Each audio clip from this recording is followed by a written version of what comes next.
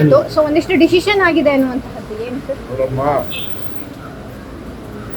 ಹಿಂದೆ ಏನು ಯೂನಿವರ್ಸಿಟಿಗಳ ಬಗ್ಗೆ ಒಂದು ಕಾನೂನು ಮಾಡಿದ್ರು,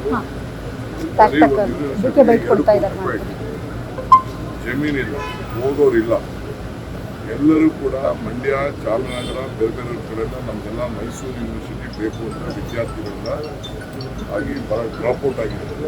ಎಲ್ಲ ಅಡ್ಮಿಷನ್ಸ್ ಎಲ್ಲ ಡ್ರಾಪ್ಔಟ್ ಆಗಿ ಮೈಸೂರಿಗೆ ಹೋಗಿ ಶಿಫ್ಟ್ ಆಗ್ತದೆ. ಇದನ್ನ ಇಂಟರ್ನಲ್ ಒಂದು ರಿಪೋರ್ಟ್ ಕೂಡ ಅವ್ರು ಮಾಡಿದ್ರು. ಅದನ್ನು ಮುಖ್ಯಮಂತ್ರಿಗಳು ನನ್ನ ಅಧ್ಯಕ್ಷತೆಯಲ್ಲಿ ಕ್ಯಾಬಿನೆಟ್ ಸಭೆಯಲ್ಲಿ ಮಾಡಿದ್ರು. ಸೊ ಅದನ್ನೆಲ್ಲ ಡೀಪರ್ ನಾವು ಚರ್ಚೆ ಮಾಡಿದ್ವಿ.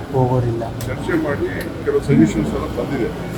ಸೊ ಅದನ್ನು ನಾವು ಕ್ಯಾಬಿನೆಟ್ಗೆ ಸಬ್ಮಿಟ್ ಮಾಡ್ತೀವಿ. ಚೀಫ್ ಮಿನಿಸ್ಟ್ರಿಗೆ ಬ್ರೀಫ್ ಮಾಡಬೇಕು. ಇನ್ನು ಬ್ರೀಫ್ ಮಾಡೋಕ್ಕಾಗಿಲ್ಲ.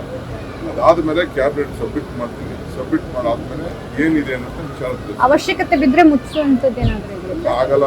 ನಿಮ್ಮ ಮಾತುಗೆಲ್ಲ ನಾನು ಕುಡಿಯೋಕ್ಕಾಗಲ್ಲ. ನಿಮ್ಮ ಮಾತುಗೆಲ್ಲ ಬಾಯಿಂದ ಈಚೆ ಪದಗಳು ಬರೋಕ್ಕಾಗಲ್ಲ. ಬೇರೆಯವ್ರ ಥರ ಎಲ್ಲ ನನ್ನ ನೀವು ಟ್ಯಾಕಲ್ ಮಾಡೋಕ್ಕೆ ಹೋಗ್ಬಿಡಿ.